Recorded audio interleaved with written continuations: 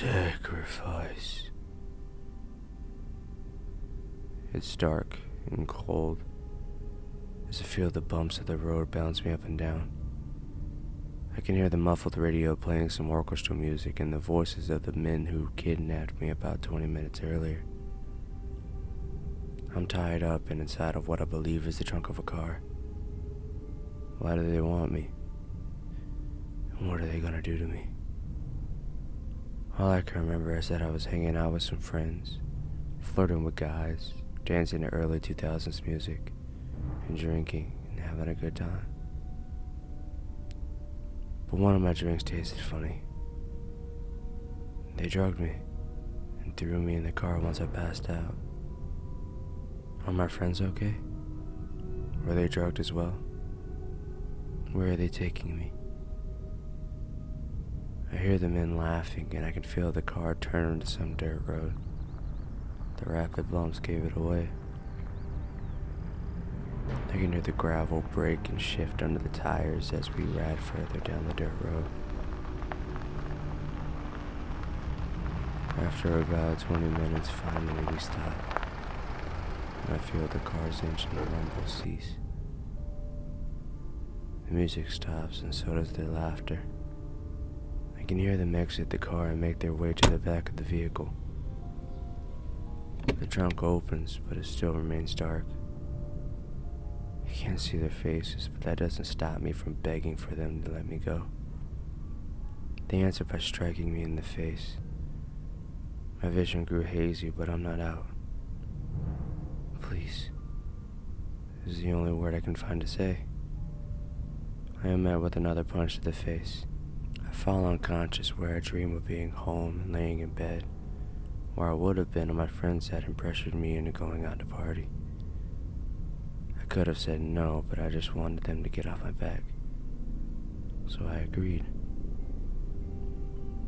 I awake in a red-lit room with an altar in front of me and two men speaking in tongues around candles.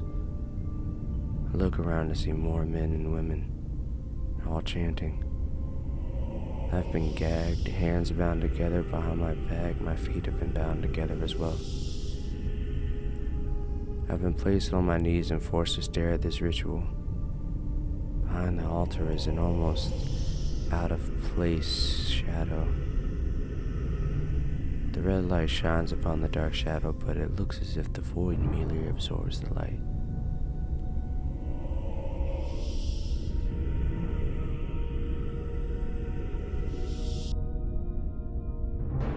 The chanting and praying reaches a crescendo and stops. The room is silent. The candles beside the men flicker until they finally go out. Two men come toward me and grapple me up. They drag me towards the altar as I kick and attempt to scream. I beg and plead with them to let me go, but the gag in my mouth makes my voice inaudible. Not that they would care anyway. I am hoisted onto the altar and presented to the shadow. The chanting and praying arises once again, but this time it's more aggressive and deeper in tone. Anxiety fills my chest as I continue to stare into this dark void. My heart rate grows exponentially, almost to the point where it feels as if it's about to explode. The chanting grows so loud that I can no longer hear my own thoughts. The chants are eventually cut off by a roar. It came from the darkness. Loud thuds of something moving now fill the room. I keep my eyes trained on the void, and even as the grotesque beast makes his way out of the shadows, purple tendrils spanning from the side of its head, slimy in appearance. Eyes. Many, small eyes. Too many to count. It looks as if it's smiling with its elongated, sharp, and narrow teeth. All of its worshippers drop to one knee and keep their head down.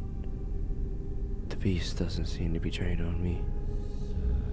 Rather glancing around the room, it seems displeased with the congregation of people.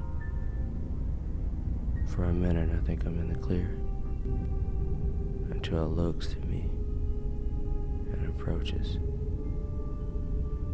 I begin to cry more than I already was. Tears are streaming down my face and pulling up on the altar with each drop of my chin. I should have stayed home.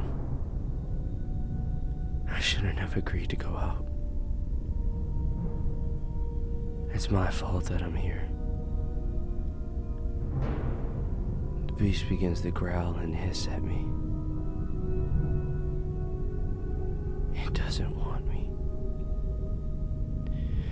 It doesn't want me.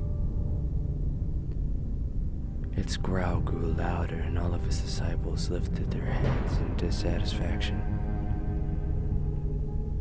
The beast makes his way around me, revealing its massive body. It lets out a roar before devouring and ripping to shreds every last one of its followers. They scream, beg, and plead for their lives, but it doesn't care.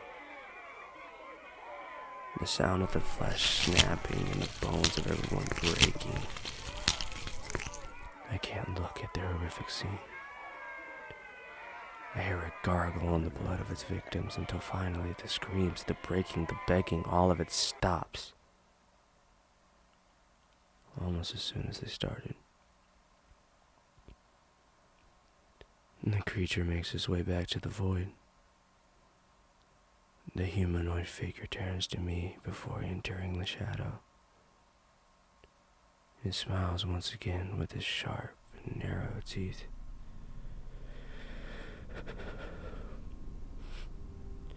It's still.